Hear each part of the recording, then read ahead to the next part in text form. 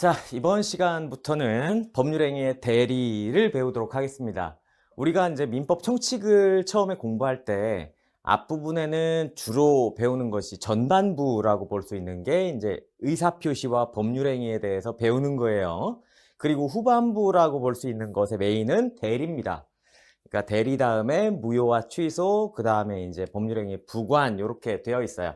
그래서 민법은 큰 덩어리가 이제 민법 총칙의 큰 덩어리로 보면 반으로 이렇게 나눌 수 있는데 대리 이전이 이제 전반부가 되고요. 대리부터가 후반부가 되겠습니다. 그러니까 지금 배우는 법률행위의 대리 파트는 후반부의 시작을 알리는 것이죠. 그리고 실제로 어떤 부동산 계약이나 이런 거 할 때 대리를 이용해서 계약하는 경우가 제법 많기 때문에 여러분들이 이 대리에 대해서 좀 정확히 아실 필요가 있다, 이렇게 보겠습니다. 그리고 우리가 늘상 봐왔다시피 민법은 뭔가 법률행위가 이렇게 완전한 형태로 스무스하게 흘러갈 때 그런 걸 규제하는 것보다는 뭔가 흠이 있거나 하자가 있을 때 요거를 어떻게 바라보고 해결할 것이냐, 요 부분에 주안점이 두고 있다는 점. 그렇기 때문에 대리에서도 대리의 기본적인 효력보다는 뭔가 대리권이 없는데 대리인인 척하는 것들 있죠. 그런 문제가 발생하는 것들, 그거 이제 무권 대리 또는 이제 다른 말로 이제 협의의 무권 대리와 표현 대리, 요 부분이 있거든요. 그 부분이 아무래도 시험에는 좀 더 많이 난다, 이렇게 생각하시면 되겠습니다. 자, 대리 보도록 하죠. 자, 대리 제도라는 거를 왜 우리가 두고 있느냐? 대리라는 건 자, 법률행위의 당사자를 위하여 타인이 법률행위를 하거나 또는 의사표시를 수령함으로써 법률 효과가 직접 본인에게 생기게 하는 제도다, 이렇게 돼 있어요. 그러니까 원칙적으로 법률행위는 당사자가 하는 게 맞아요. 당사자가 직접, 예컨대 내가 부동산을 팔고 싶다, 내 소유의 부동산을 팔고 싶다 그러면 내가 직접 이제 매수자를 만나가지고 계약 협상을 한 다음에 계약서도 작성하고 돈도 받고 등기도 넘겨주고 하는 게 원칙이고, 그게 사실 가장 많죠. 그리고 부동산 계약이라는 것 거액이 움직이는 계약이기 때문에 남한테 맡기기 좀 어렵긴 하죠.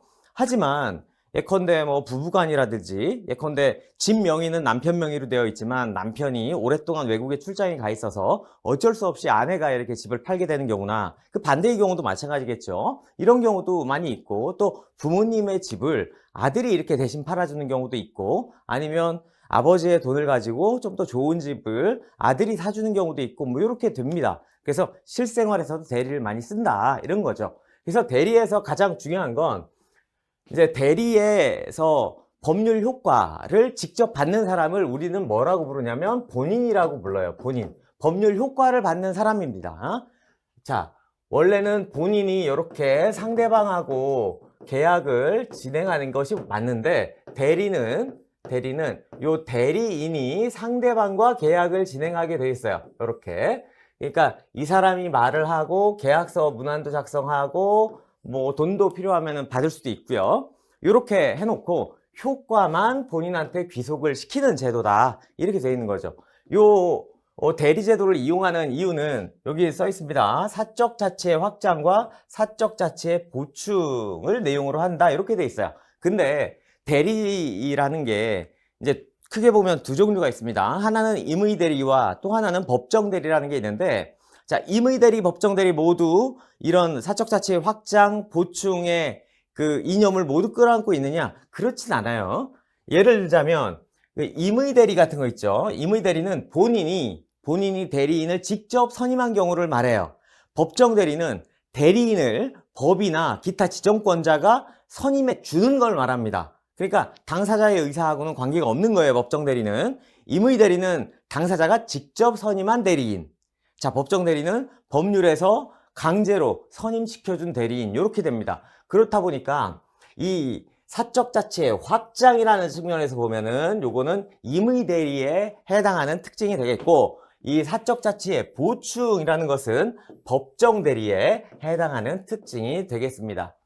뭐 간단하게 놓고 보면 사적 자치의 확장, 그러니까 내가 원래는 이렇게 법률행위를 직접 당사자가 하는 게 맞는데 내가 부재 중일 때 나 대신, 그죠? 아바타를 하나 세우는 거죠, 그죠? 그래가지고 이 사람이 대신 처리하는 거예요. 그러면 나의 행동 범위가 확장된다 이렇게 볼 수 있죠. 이래서 사적 자치 확장이라는 표현을 씁니다.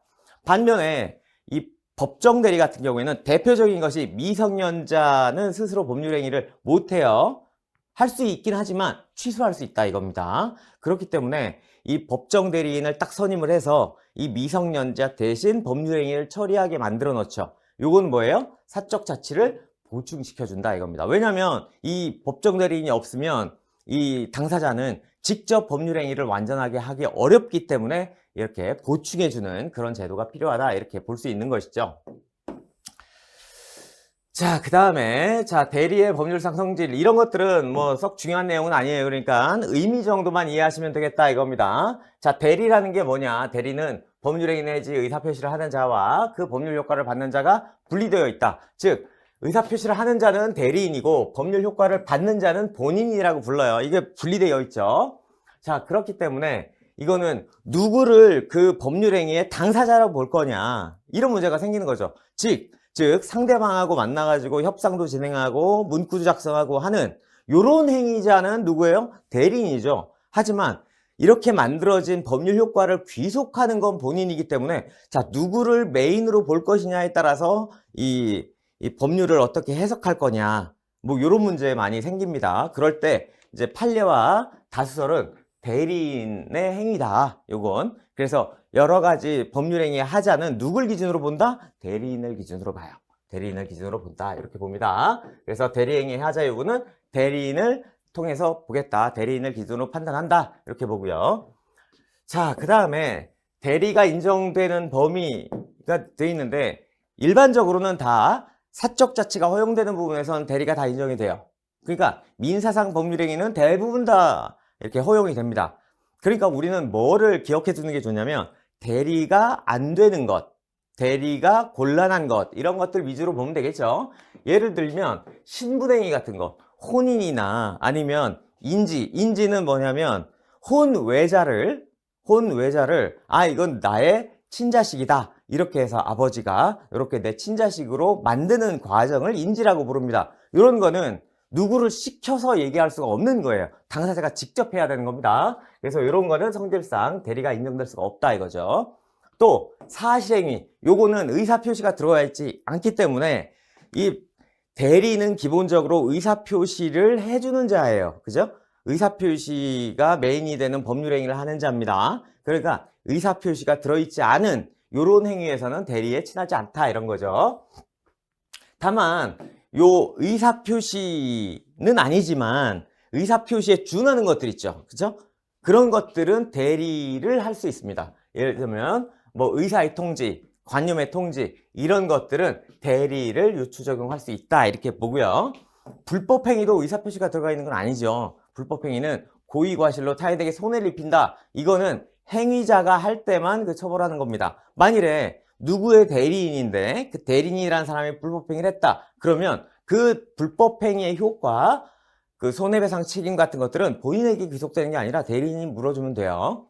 그렇게 됩니다. 그래서 이렇게 되고요. 그 다음에 사자라는 게 있어요. 사자. 이거는 메신저죠. 메신저. 그죠? 대리인은 자 본인으로부터 수권행위를 통해서 내가 그 대리권을 받은 다음에 내가 의사표시를 하는 거예요. 대리인이. 그래서 내가 의사도 판단하고 결정하고 의사표시를 하게 되는데 사자는 의사 결정을 누가 한다? 본인이 다 해놔요. 그러면 사자는 뭐만 하느냐? 메신저. 이제 뭐 의사표시를 전달해주는 전달기관에 불과합니다. 사자라는 사람은. 그렇기 때문에 직접 판단하는 게 아니에요. 아시겠죠? 그러니까 사자는 본인이 정한 의사를 그대로 상대방에게 표시하는 표시기관입니다. 따라서 기본적으로는 대리와는 다르다. 따라서 이 부분이 좀 중요하게 돼요.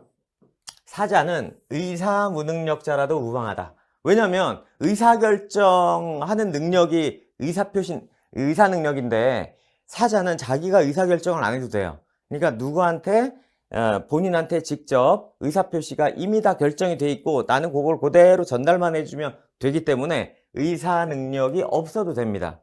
하지만 대리에 관해서는 대리인은 자기가 의사결정을 해서 이렇게 말해야 되는 사람이기 때문에 의사능력은 필요합니다. 의사능력은 필요하다. 이렇게 보면 되겠습니다. 자, 그 다음 보죠. 자, 대리의 종류예요. 이것도 간결하게만 보시면 돼요. 의미만 파악하시면 됩니다. 임의 대리와 법정 대리라는 게 있어요. 임의 대리라는 건, 자, 본인이 직접 선임한 대리인을 말한다 이겁니다. 본인의 신임을 받아서 이렇게 대리권을 받은 사람, 이 사람이 임의 대리인이에요. 그러니까 임의 대리인은 본인과의 끈끈한 신뢰관계가 있는 그 상태에서 대리권을 받는 겁니다. 여러분들이 예컨대 여러분의 거대한 재산을 누군가한테 야, 나 대신 가서 계약 좀 하고 네가 돈 좀 받아봐 이렇게 맡길 땐 이 사람을 자기가 볼 때 믿을만 하기 때문에 인적 신뢰관계가 있기 때문에 그런 권한을 주겠죠. 그쵸? 그러니까 인적 신뢰관계가 튼튼하다 이렇게 되는 거고, 자, 법정 대리의 경우에는 법률의 규정 등에 의해서 대리인이 선임이 돼요. 그러니까 이 법률의 규정에 의해서 선임되니까 이 본인과 대리인 간에 끈끈한 면은 없어요. 기본적으로 그걸 생각하셔야 돼. 이걸 헷갈리시면 안 되는 게 법정 대리의 가장 기본적인 게 친권자잖아요. 그죠? 그러니까 미성년자인 자녀를 위해서 이제 부모가 친권자로서 법정 대리인이 됩니다. 아니, 끈끈한 거 아니냐. 이렇게 볼 수 있는데 그렇게 보면 안 돼요. 그거는 예외적인 경우고 오히려 예를 들자면 부재자 재산 관리인 이런 게 있어요. 예컨대 자기의 주소지에서 떠나서 당분간 돌아올 가망성이 없는 사람, 이런 사람을 이제 부재자라고 하는데 그 사람의 재산을 관리하는 것, 요거는 법원이 선임하거든요. 요거는 당사자, 본인과 이 재산관리인 사이에 끈끈함이 없어도 그 전문성을 보고 파악해서 법원이 선임한다 이런 뜻입니다. 그러니까 기본적으로 임의 대리인은 본인과 대리인 사이에 끈끈한 인적관계가 있다, 신뢰관계가 있다. 근데 법정 대리는 그런 끈끈한 신뢰관계는 없다. 이렇게 개념 정의를 해두시는 게 좋습니다. 그래야 나중에 문제를 풀 때 좋아요. 자, 그 다음에 능동대리와 수동대리라는 게 있는데, 능동대리는 의사표시를 하는 대리예요. 본인 대신 의사표시를 하는 거, 직접 적극적으로 하는 사람, 요게 능동대리고요. 수동대리는 상대방의 의사표시를 수령하는 사람, 요런 대리입니다. 그게 수동대리예요. 유권대리는 권한을 받아서 대리행위를 하는 사람이에요. 정당한 권한을 받아서 대리행위를 하는 것, 유권대리. 무권대리는 정당한 대리권을 받지 않았음에도 불구하고 자기가 대리인인 척 하는 거죠. 이게 무권대리가 되겠습니다. 자, 그 다음에 자, 대리권은 본인을 위해서 의사표시를 하거나 또는 수령하는 거. 그러니까 능동대리와 수동대리 다 될 수 있다는 거죠. 자, 능동대리건 수동대리건 이렇게 했어요. 그러면은 법률 효과가 발생하겠죠. 그거는 대리인한테 효과가 미치는 게 아니라 본인한테 직접 미칩니다. 직접 본인한테 이제 효과가 미치게 돼요. 그거를 할 수 있는 자격, 그죠? 자격이나 지위, 요걸 대리권이라고 부른다 이거죠. 대리권.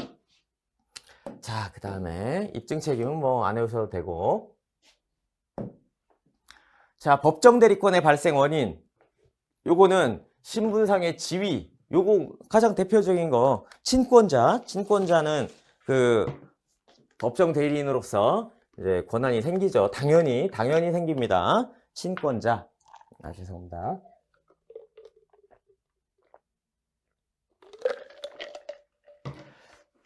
자, 친권자, 부부는 일상과사 대리권이라는 게 있어요.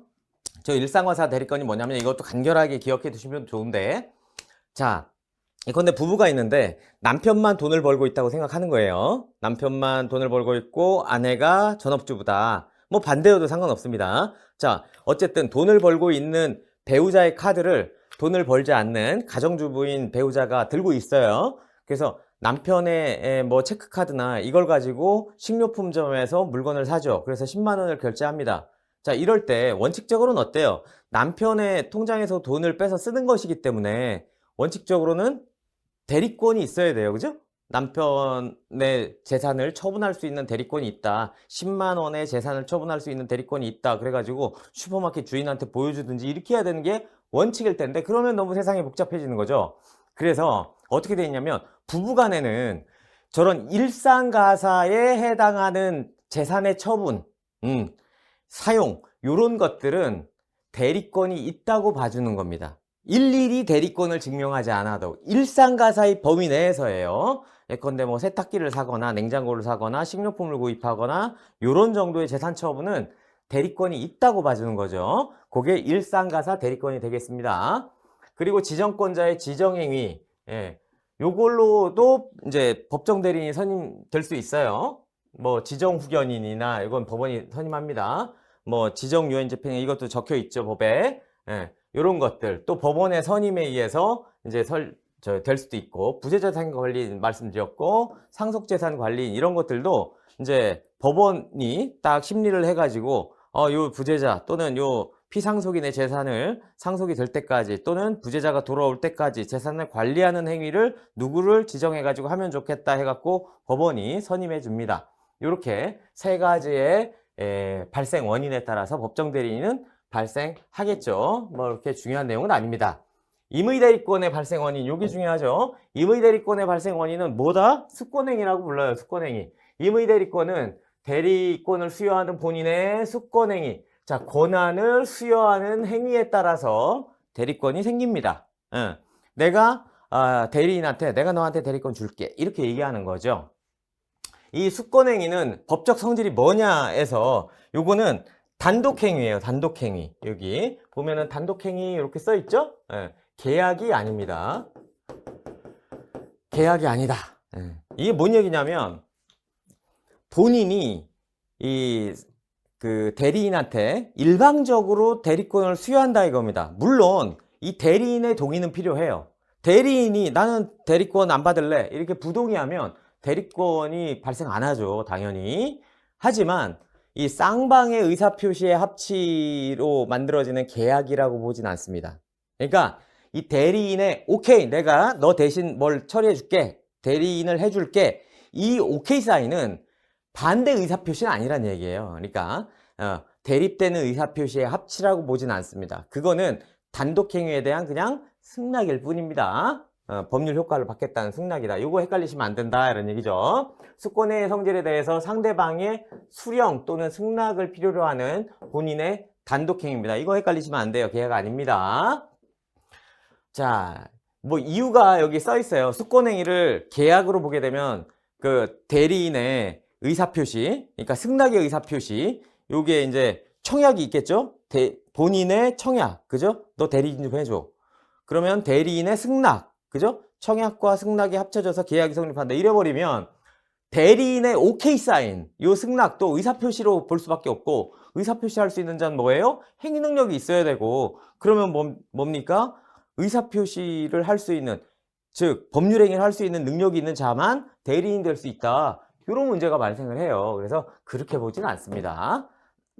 그러니까 대리인은 행위 능력이 없어도 되고 그냥 의사 능력과 권리 능력 정도만 있으면 되겠다. 이런 취지로 놓고 보면은 계약이 아니라 단독행위라고 봅니다.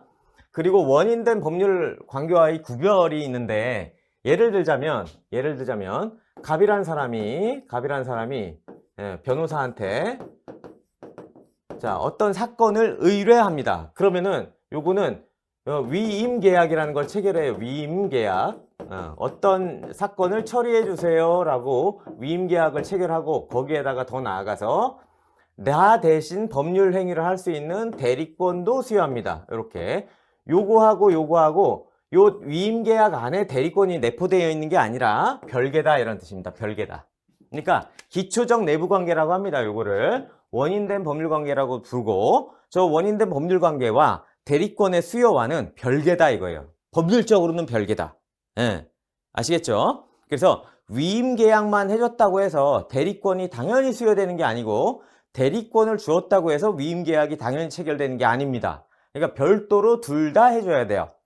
다만 나중에 요 위임계약 같은 게 취소되거나 무효이거나 해제되거나 이럴 수 있겠죠. 그죠? 그러면 요 대리권도 별도니까 별도의 취소나 아니면 무효의 의사표시나 해제 의사표시가 필요하냐 이 문제가 발생할 수는 있어요. 별개니까. 하지만 우리나라 대법원 입장은 요 원인된 법률관계 또는 기초적 내부관계가 취소되거나 해제됐다 그러면 별도의 의사표시 없이 요 대리권도 취소되거나 해제됐다 이렇게 본다 이렇게 봅니다. 그죠? 별도의 의사표시가 필요 없다 이렇게 봐요. 자, 그래서 요거 수권행위와 원인된 법률관계, 기초적 내부관계가 별개이긴 한데 수권행위의 독자성은 없어요. 수권행위 독자성은 없기 때문에 원인된 법률관계가 취소되거나 해제되면 대리권도 취소되거나 해제된다. 이렇게 효과 요 기초적 내부관계에 있었던 그런 그 영향이 이 대리권에도 영향을 미친다. 이렇게 됩니다. 이거를 유인성이라고 불러요. 유인성이 있다 이렇게 봅니다. 그 반대말은 뭐라고 부르냐면 무인성이다 이렇게 불러요. 영향이 없다는 게. 근데 우리는 무인성을 채택하지 않고 유인성이 있기 때문에 앞에 게 취소됐다. 그러면 뒤에 것도 취소가 되겠습니다. 그리고 불요식 행위입니다. 대리권을 줄 땐 뭐 일반적으로는 뭐 서면을 작성해서 대리권을 표창하는 서면을 만들어 주긴 하는데 그게 필수는 아니에요. 그러니까 상관없습니다. 뭐 말로 하든 구두, 그죠? 서면으로 하든 상관이 없어요. 명시적, 묵시적 다 괜찮아요. 명시적은 언어, 문자 이런 걸로 표현하는 게 명시적 이거고, 묵시적은 어떤 행동이 설명 가치를 가지는 것, 이게 묵시적 의사표시 이렇게 부릅니다. 다 상관이 없어요. 다. 자, 대리권의 범위, 법정 대리권은 법에 의해서 대리권이 딱 정해지는 것이기 때문에 그 범위도 대리인이 할 수 있는 범위도 정해져 있어요. 법에 개개 규정이 있습니다. 근데 임의 대리권의 범위는 어떻게 돼요? 수권행위에 따라서 결정이 되는 거죠. 내가 대리인을 선임하면서 너는 요만큼을 해줘. 너는 이만큼을 해줘. 너는 요만큼을 해줘. 각자 다 다를 수가 있는 겁니다. 그러니까 이 사람이 어떤 대리권의 범위가 있는지는 본인이 어떤 수권행위를 했는지를 탐구함으로써 밝혀낼 수 있다 이겁니다. 일률적으로 판단하지 않는다 이렇게 되는 거죠. 수권행위에 따라 정해지게 되겠습니다. 자, 그렇게 되고요. 요 판례는 그죠? 판례는 기본 강의 때 다 보도록 하겠습니다. 지금은 기초 강의이기 때문에 세세하게 판례까지 다 외우실 필요는 없고 굵은 줄기만 이해하시면 돼요. 자, 그 다음에 요 권한을 정하지 않은 경우가 있어요. 이건 뭐냐면 자, 대리권을 수여했어요. 대리권을 수여했습니다. 수여했는데 그러면 야, 내 물건을 팔아줘. 이렇게 매도의 범위를 정해 놓든가 아니면 야 이거를 임대를 놔줘. 이렇게 임대의 권한을 주든가 이렇게 딱딱 정해 놓는 게 원칙인데 자 그냥 대리권을 주면서 아무 얘기도 안 하는 거예요. 그 범위에 대해서. 예를 들자면 내가 이제 내 친구한테 야 내가 집이 하나 있는데 말이야 네가 내 대신 대리인을 이 집에 대해서 네가 대리인을 좀 해줘. 이렇게만 얘기해 주는 겁니다. 그러면 뭐 이 집을 팔아달라는 건지 아니면 임대를 놔달라는 건지 아니면은 근저당을 은행에서 받아서 돈을 달라는 건지 뭐 아무 얘기도 없는 거예요. 그냥 이 집에 관해서 대리권을 주겠다. 이 정도만 얘기해 주는 것입니다. 이게 뭐예요? 권한을 정하지 않은 경우예요. 이런 경우에는 어떻게 할 수 있느냐?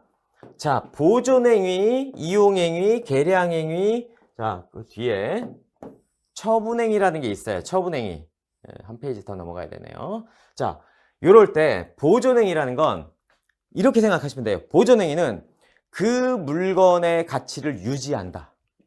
이거는 물건의 가치를 유지하는 겁니다. 유지. 그 물건의 가치를 유지하는 거예요. 유지하는데 필요한 행위. 이게 보존행위입니다. 유지하는데 들어가는 행위. 그러니까 그 가치를 올리거나 하는 게 아니에요. 이 행위를 통해서. 예를 들자면 내가 집을 갖고 있는데 집이 뭐 시간이 오래되면은 뭐 비가 지붕이 샌다. 이럴 때 지붕 수리 대금. 이거는 지붕을 수리했다고 해서 집의 가치가 올라가는 게 아닙니다. 그냥 집의 가치를 유지하기 위해서 지붕 수리가 필요한 거죠.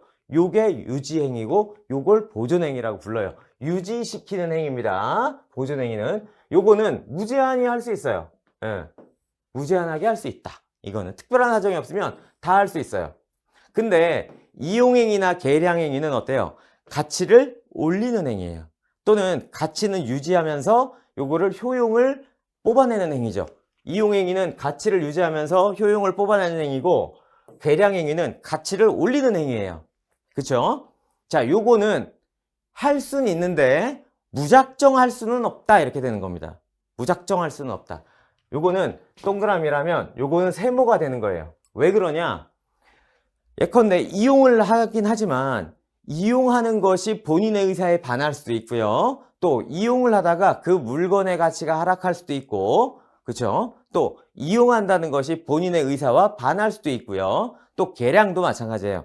계량도 본인의 의사에 반할 수도 있고, 그렇죠? 또 아예 그 물건의 성질을 변화시킬 수도 있어요. 예컨대 가정집을 내가 친구한테 이 관리해달라고 딱 줬는데 이 친구가 계량한다고 하면서 이 집을 식당으로 용도 변경을 해가지고 임차인을 구했다. 그래서 식당으로 쓰고 있더라. 이러면 당사자의 의사는 반하는 거잖아요. 그렇죠? 그렇기 때문에 이용하는 행위나 계량하는 행위는 뭐가 중요하냐? 여기에서는 하나만 기억하시면 돼요. 성질을 변경시키지 않는 한도 내에서 가능하다. 이렇게 됩니다. 보존행위는 무제한할 수 있고, 이용 및 계량행위는 그 성질을 변경시키지 않는 한도 내에서 할 수 있고, 이렇게 돼요. 이렇게. 그거만 외우시면 됩니다. 그 다음에 처분행위는 당연히 안 되겠죠. 처분행위는 안 됩니다, 이건. 부동산을 양도, 이건 그야말로 팔아먹는 거, 이것도 처분이죠. 또 요 저당권 설정, 저것도 처분입니다. 저거 이용 및 계량행위 아니에요. 저것도 처분행위입니다. 저거 안 됩니다. 이거는 불가능. 이렇게. 그러니까 동그라미 세모 X로 외우시면 돼요. 보존행위는 무제한할 수 있고, 자, 이용 및 계량행위는 그 성질이 변하지 않는 한도 내에서 할 수 있고, 처분행위는 안 된다. 이렇게 보시면 되겠죠. 자, 그 다음에 대리권도 임의 대리권이건 법정 대리권이건 권한이 딱 정해져 있는데 기본적으로 안 되는 것들이 있어요. 임의 대리권이건 법정 대리권이건 기본적으로 안 되는 것들. 요게 여기 써 있는 겁니다. 자기 계약이나 쌍방 대리는 기본적으로 안 돼요. 법정 대리건 임의 대리건 간에. 자기 계약이라는 건 이런 거죠. 자, 갑이 본인이에요. 본인인데 이 사람이 집이 하나 있어요. 집이 있는데 요 집을 팔고 싶어 해요. 그래서 을한테 대리인입니다. 대리권을 딱 수권행위를 했어요. 그래서 대리권을 줬어요. 야, 내 집 좀 팔아줘. 적당한 값에. 이럴 수 있죠. 근데 요 집이 예컨대 시가가 1억이라고 칩시다. 대강 1억쯤에 팔면은 적당한 거죠. 그래서 대리권을 이 사람이 받아가지고 요렇게 쓰는 거죠. 계약서에다가 갑의 대리인 을 이렇게 해놓고 매도인이죠. 그럼 매수인한테는 누가 쓰느냐? 내가 사겠다 이거죠. 내가 사겠다. 그죠? 그러니까 매도인 측은 갑의 대리인으로서 을이 이렇게 사인을 하고, 반대편 매수인 쪽은 자기가 사는 거예요. 대리인이. 그래 놓고 매수 가격을 어차피 대리인이 결정할 수 있으니까 5천만 원 뭐 이렇게 결정해 버릴 수도 있다 이겁니다. 그러면 누구한테 손해예요? 본인한테 손해죠. 그죠? 그렇기 때문에 이걸 자기 계약이라고 불러요. 자기가 계약했다 이 얘기입니다. 그래서 이거는 원칙적으로 금지돼요. 쌍방 대리는 이런 거죠. 갑이 있고 을이, 자, 본인이고 이게 상대방이에요. 근데 이 병이란 사람이 갑으로부터도 대리권을 받았어요. 을로부터도 대리권을 받습니다. 그래서 계약서에는 매도인 쪽에는 갑의 대리인, 자, 병, 매수인 쪽에는 을의 대리인, 병, 이런 식으로 도장을 찍어가지고 자기가 해버리면 이 사람 입장에서는 그죠? 엿장수 맘대로일 거 아니에요. 매매 가격이나 매매 조건 같은 것들을 요쪽 둘 중에 하나에 유리하게 할 수도 있고, 그죠? 요거를 쌍방을 대리했다. 그래서 쌍방 대리라고 부릅니다. 이거는 기본적으로 안 돼요. 원칙적으로 쌍방 대리나 자기 계약은 원칙적으로 금지됩니다. 본인의 이익을 해칠 수 있기 때문에. 그런데 예외적으로 허용되는 경우가 있어요. 뭐냐? 본인이 허락하면 할 수 있죠. 그죠? 본인이 허락하면. 그리고 채무의 이행에 불과한 거다. 요건 할 수 있어요. 채무의 이행에 불과한 거다. 요거는 할 수 있다. 예를 들자면 본인이 많은 사람들한테 돈을 빌렸어요. 갚아야 됩니다. 채권자가 한 10명쯤 돼요. 그래가지고 내가 친구한테 5천만 원을 줍니다. 해놓고 야, 내가 이 5천만 원밖에 없는데 네가 이걸 가지고 사람들한테 다 이 5천만 원 한도 내에서 변제 좀 다 해줘. 대리권을 주는 거예요. 근데 이 대리권을 받은 친구가 자기도 이 친구한테 빌려준 돈이 있어요. 그럴 때 변제기가 다가왔어. 그럼 자기도 받아야 되잖아요. 그죠? 상대방 돈 빌려준 채권자 입장에서 내가 비록 5천만 원 친구한테 받아가지고 대리인이긴 하지만 이럴 때 자기 채권을 변제받는 행위, 요거는 본인 입장에선 채무의 이행이잖아요. 요거는 할 수 있다 이겁니다. 자기 계약이라도. 자, 만일에 이렇게 자기 계약 쌍방대리 규정을 위반했다. 그러면 뭐가 되느냐? 요거는 무권대리의 문제가 발생해서 무권대리로 해결하면 되겠습니다. 자, 그 다음에 공동대리가 있어요. 공동대리. 이거는 자, 본인이 여러 명의 대리인을 선임하는 거예요. 갑이 자, 집을 팔고 싶어요. 근데 을, 병, 정 이렇게 각자 이 사람들한테 다 대리권을 주는 거예요. 이럴 수도 있죠. 뭐 대리인을 여러 명 세워놓고 너희들 중에 제일 빨리 파는 놈한테 내가 이제 다 해주겠다. 뭐 이럴 수 있잖아요. 그죠? 대리인을 여러 명 선임하는 거. 이럴 때 이거를 공동대리라고 해요. 대리인이 여러 명일 때. 그러면 기본적으로 어떻게 보냐면 각자 본인을 대리한다예요. 이 사람도 갑을 대리할 수 있고 이 사람도 마찬가지고 이 사람도 마찬가지예요. 각자 대리할 수 있어요. 그러니까 각자 자기가 대리인이라고 행하면서 법률행위를 할 수 있어요. 다만 수권행위에서 갑이 이 을병정의 3명의 대리인을 선임하면서 이렇게 만들 수 있죠. 너희들 3명이 동시에 이렇게 도장을 찍어라. 그래야만 대리행위로서 효과가 있다. 난 그렇게 인정할게. 3명이서 그러니까 함께 의사표시를 결정해라. 이렇게 묶어놓을 수가 있죠. 수권행위에서. 그럴 수 있습니다. 자, 그럴 때는 어때요? 을병정이 함께 의사표시를 해야만 유효한 대리가 됩니다. 만일에 이렇게 묶어놨음에도 불구하고 을이 단독으로 자기가 법률행위를 했다. 그러면 저건 뭐예요? 무권대리의 문제가 생기는 거죠. 그죠? 그렇게 되겠습니다. 자, 그 다음에 대리권은 어떻게 해서 소멸되느냐? 일단 본인이 죽으면 대리권은 소멸하죠. 그리고 대리인, 이 사람이 직접 죽어버려요. 그래도 소멸합니다. 그리고 대리인이 성년후견이 개시됐어요. 그러니까 법률행위 능력이 사라진 겁니다. 법률행위 능력이 사라졌다. 성년후견 개시는 그러면 대리권도 없어지고 또 파산, 요것도 대리권이 없어집니다. 근데 여기에서 여러분들이 헷갈리시면 안 되는 게 한정후견, 이거 개시됐다고 해서 없어지지 않습니다. 한정후견이 개시됐다고 해서 없어지지 않아요. 대리권이. 또 본인의 파산, 또 본인의 성년후견 개시, 이런 것들은 대리권 소멸과는 관계가 없습니다. 그러니까 여기에 있는 것만 기억하시면 돼요. 이게 보면은 하나, 둘, 셋, 4개잖아요. 그죠? 오지선다하기 딱 좋죠. 저 4개 넣어놓고 하나 딱 넣어놓으면 돼요. 다음 중 아닌 것은 이렇게 찾으면 되겠죠. 자, 이렇게 그거 보시면 되겠고, 그리고 임의대리인의 특별한 종료는 원인된 법률관계가 종료되면, 예컨대 변호사한테 위임계약을 해줬다가 위임계약을 해제했어요. 그러면은 대리권은 당연히 해제가 됩니다. 당연히, 그죠?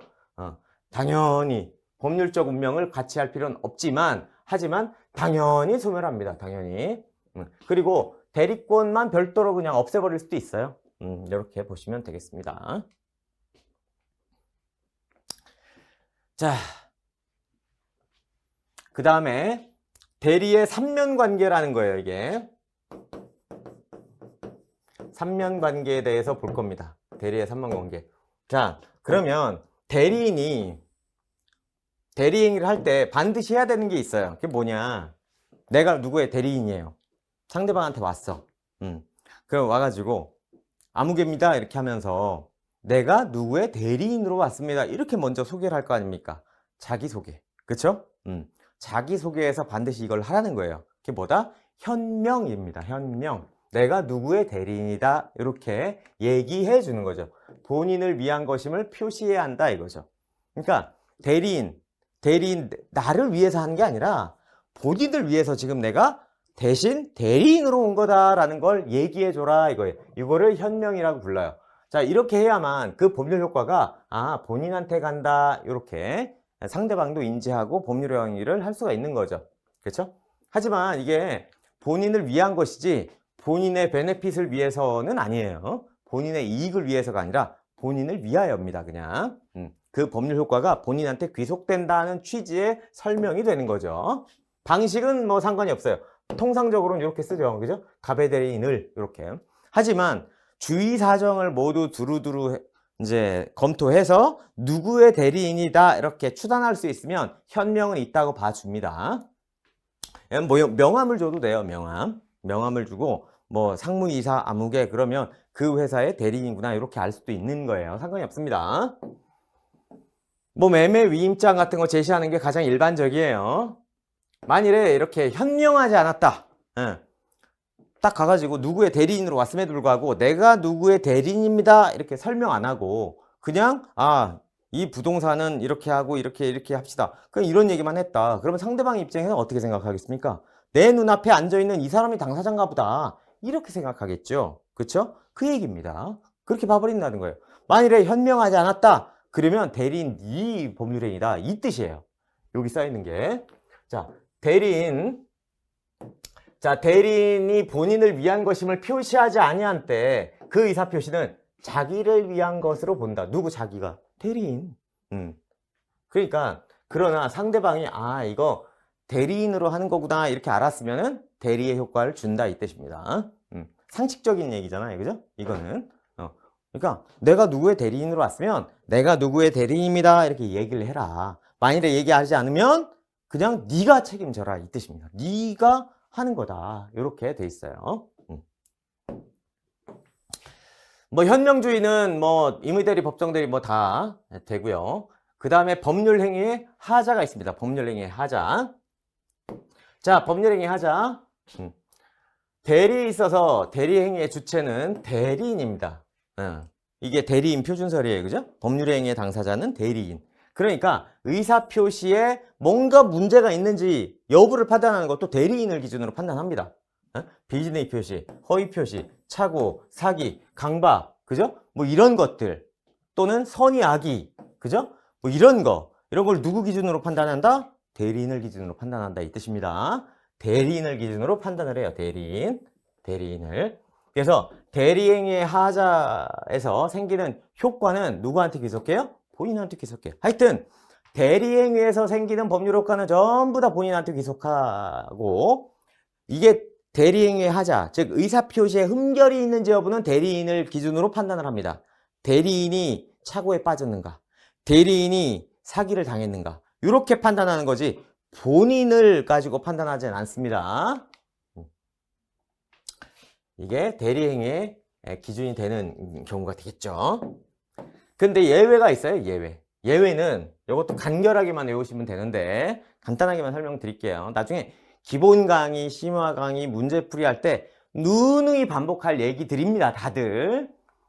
자, 특정한 법률 행위. 특정한 법률 행위를 위험했다. 그쵸? 요거. 본인의 지시에 따라. 요겁니다. 그러니까 본인이 특정한 법률 행위를 위임하면서 대리인이 의사결정을 하지 못하게 지시를 하는 거예요. 지시. 그럼 마치 이건 대리인은 원래는 원칙적으로는 대리인이 의사결정을 하고 의사표시를 하는 거잖아요. 근데 요 경우는 의사결정을 누가 했다? 본인이 했다. 그쵸? 근데 이거는 뭐하고 비슷해요? 사자하고 비슷합니다. 근데 사자는 아니에요. 왜? 의사표시 자체는 대리인이 했기 때문에. 하지만 빡빡하죠. 본인의 지시가 있었기 때문에. 이럴 때는 대리인이 그 사실을 몰랐다? 이걸 주장하지 못해요. 본인이 알고 있었다면. 왜? 본인은 알고 있고 대리인은 몰랐어요. 근데 지시를 받았잖아요. 자, 이런 경우에는 대리인이 몰랐으니까 대리인이 선입니다. 이렇게 선의 주장을 못한다 이 뜻입니다. 자, 그런 얘기예요. 또 대리인이 하자 있는 물건을 매수했는데 그 물건에 하자가 있다는 사실을 본인이 알고 있었어요. 그래 놓고 대리인한테는 얘기를 안 한 겁니다. 이럴 때도 본인은 담보 책임을 물을 수 없어요. 왜? 본인은 하자 있는 물건이라는 거 알았잖아요. 대리인은 몰랐다. 이렇게 했다고 해서 담보 책임을 물을 수는 없습니다. 간단하죠? 본인의 지시, 그죠? 또는 하자를 알고 있다. 이 두 가지입니다. 본인의 지시에 따라 대리인 행동한 거, 본인이 하자를 알고 있었던 거, 이렇게 돼요. 그 두 가지만 외우시면 됩니다. 자, 그 다음에 대리권의 남용이라는 게 있죠. 자, 남용이라는 건 이렇게 볼 수 있어요. 여러분, 이렇게 보면은 요게 대리권의 범위라고 생각하세요. 대리권의 범위. 그럴 때 대리권의 범위를 넘었다? 그러면 대리권은 요만큼 줬는데 얘는 엉뚱한 이 행위를 한 거예요. 그러면 요거는 무권 대리가 되거나 또는 경우에 따라서는 표현 대리가 될 수 있어요. 넘으면, 범위를 넘으면. 근데 이럴 수 있잖아요. 대리권의 범위 내에서 행위를 했어요. 근데 요거를 오용한 거야. 오용. 대리권의 범위 내에서 행위를 했지만 그거를 대리인 지이익을 위해서 행위를 한 거예요. 본인을 위해서 한 게 아니라 자기를 위해서. 가장 저기 한 게 예컨대 회사의 대표이사한테 약소금을 1억 원 이하에서는 물품 대금죄로 이사회 결의 없이 발행할 수 있는 권한을 줬다고 칩시다. 이럴 수 있잖아요. 그죠? 1억 원 한도 내에서 물품 대금죄로 어음을 발행할 수 있다.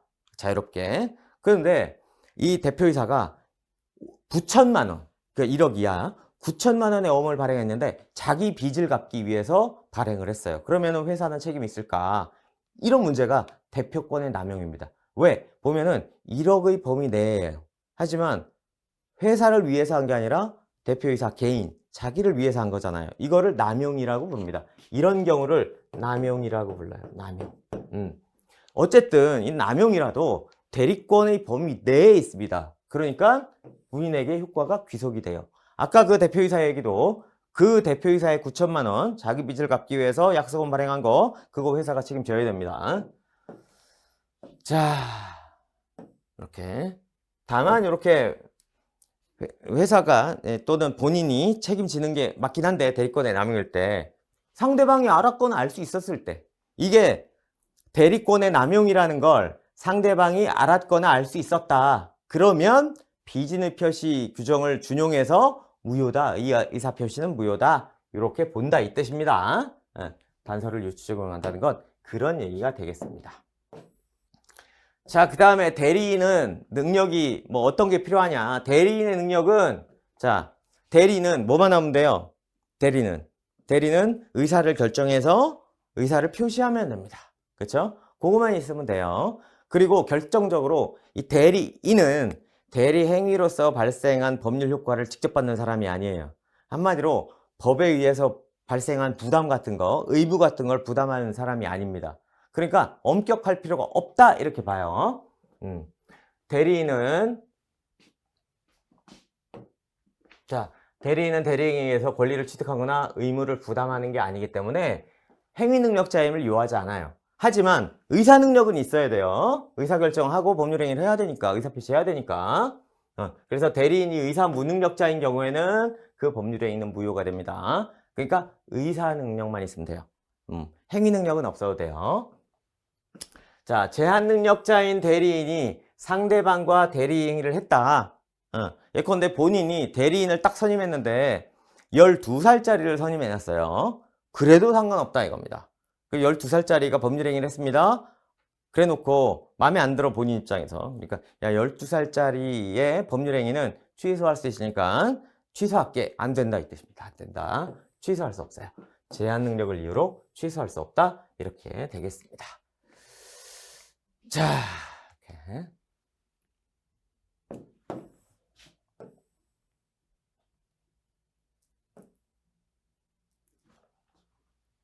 자, 효과까지만 볼게요.